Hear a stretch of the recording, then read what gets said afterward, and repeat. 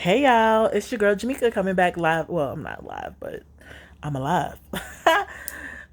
Now, I just said that and thought about that the little, I think it was TikTok or something where it was like, I'm alive, I'm dead. I'm looking at TV. Da-da-da. All right, y'all know I'm goofy, but listen, I was up here sitting on one of the social media networks, not quite sure, don't remember. And a picture came up of this couple. It was a black and white picture. It has to be like the 70s maybe, 60s, 70s. And while I was looking at this photo of this black couple, it looked like they were recently married, going outside of the church and, getting into a car and people cheering them on from the sidelines. And as I was for looking at this photo, like a bunch of things popped in my head. Number one of the things that I really was thinking about was a conversation I had with Black Coffee, Honey, and Grits. I know y'all hear that all the time, but those are my girls. I'm with them Monday through Friday on Clubhouse from 7 a.m. to roughly about 9, and on Saturdays at 11 a.m. So I spend a lot of time with these ladies. And of course, I told y'all I'm going to start posting some stuff on here with some of the things that we do. We are building our channel. Just search us up, Black Coffee, Honey, and Grits. It's five amazing women, me included, five. Um, and needless to say, we talk about all things about women, all things about life and being a woman and developing in this thing we call the world, right? This journey that we're on.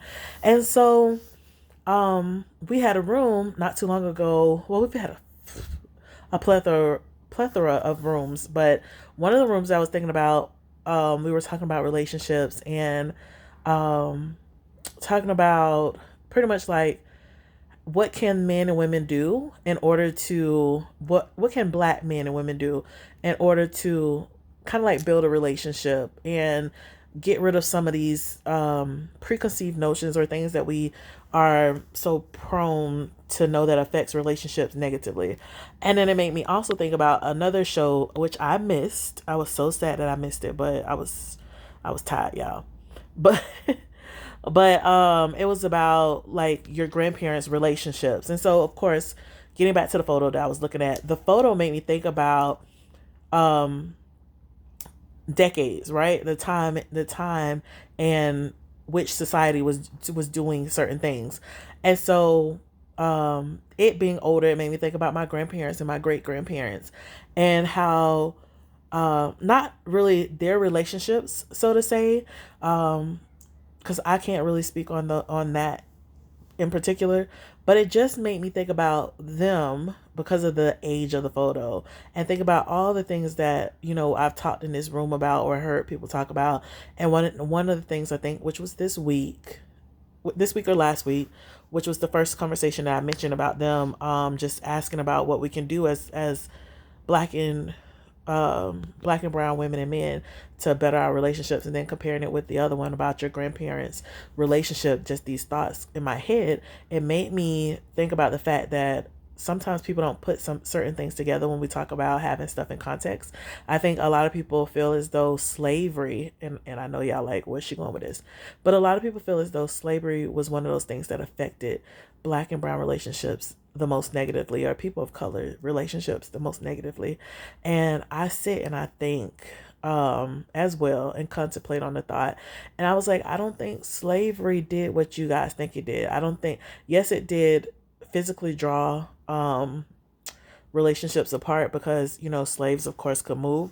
But I do have additional theories because I can't say I believe in slavery as in the way in which we're taught about it, but what we don't have discussions and things on is prisoners of war.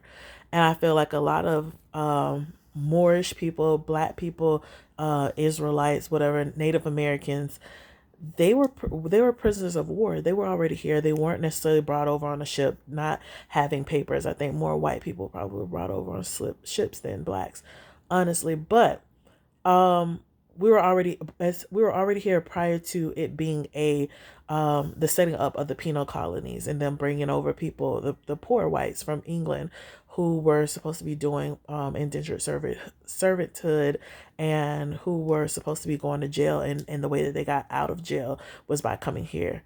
Um, if y'all don't know y'all history, go look it up. But I feel as though the Native Americans who were here, some of the people of color who were here, were already here. We weren't brought over in those same conditions. I think we were discoverers, we were travelers, we were, just people enjoying life as free as we could. And I think that we became prisoners of war and oppressed individuals. And I feel as though that helped in some ways when you're going through oppression. It can tear up a relationship. I think that helped force the relationships to be a little bit more stronger and committed. And I think that's why we also have like this underlining feel that all Black people are kind of related or are close. I want to say related, like, cousins, but probably. Um, but this idea that when you're with one, if you're one Black person is in certain situations, we all have this communal, underlying communal thing going on. I think that's where some of that came from. And then when we're talking about intimate relationships, I think that people, because of their oppression, sometimes they're drawn to each other even more. Sorry, y'all. Something is probably this hair on my eyes. But I think that we're drawn into these intimate relationships even more. Um, and we stay together because of that oppression or because of that danger or the idea of the likelihood that we may not survive as long, so we have to cherish these moments. And I also think because times in some cases may have been a little bit more simplistic, um just having someone to talk to and being able to communication probably was a little different. um Sex, of course, there wasn't TV and all these other things that really allowed you to get away, but I don't think all relationships necessarily were as poor as television tries to make them out to be. um and with that being said, look, as I'm continuing on, I think that as we were and are exposed to more things, the more exposure we have to different stimuli, the more our relationships are broken apart.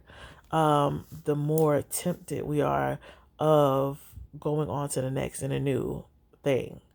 And I say that because of, okay, you coming out, like, say, for instance, coming out of slavery, it was little towns. You had to be within your town, made you very communal. Then with that, you have years and years, decades of family members and things growing in these one confined areas. And then, of course, uh, roads, railway,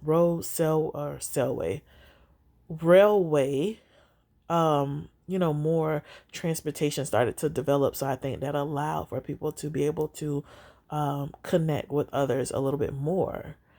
And that changed the reach and ability for somebody to have another partner. Yeah. And I know I keep saying and that's bothering me a little bit now, but those are just some of the things that I've been thinking about within the matter of like 2 minutes. Like, all of this stuff was coming flooding in my head. And I think that over time, like I said,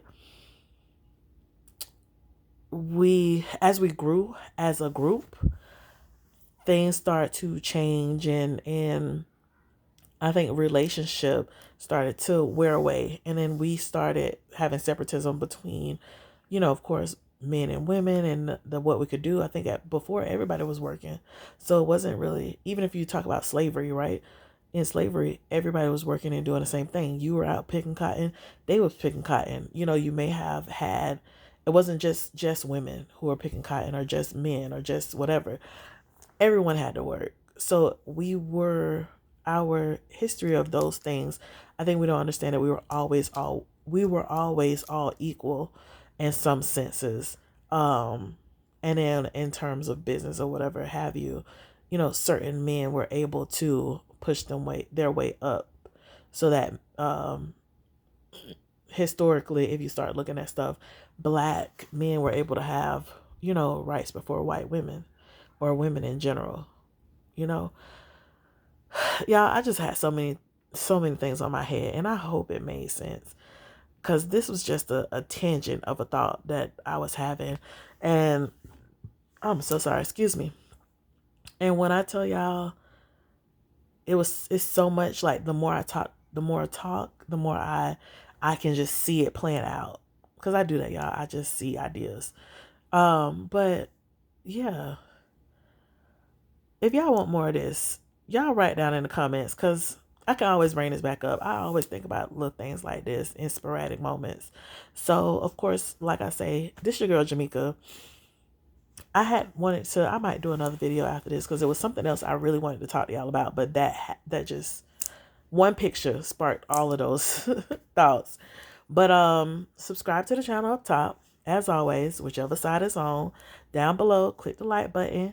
Make me a little comment because I want to talk with y'all. I want to know what y'all want to hear. I want to know, like, y'all already see your girl, see one picture and got a whole bunch of stuff to say. This what happened when you don't talk as much as a child. You get to become an adult and then you talk to yourself and you think you're talking to people and y'all watch it and y'all think it's cool and I'm here for it. Hey. But yeah, like, subscribe, share it with a friend. Because I love y'all. And I'll be back.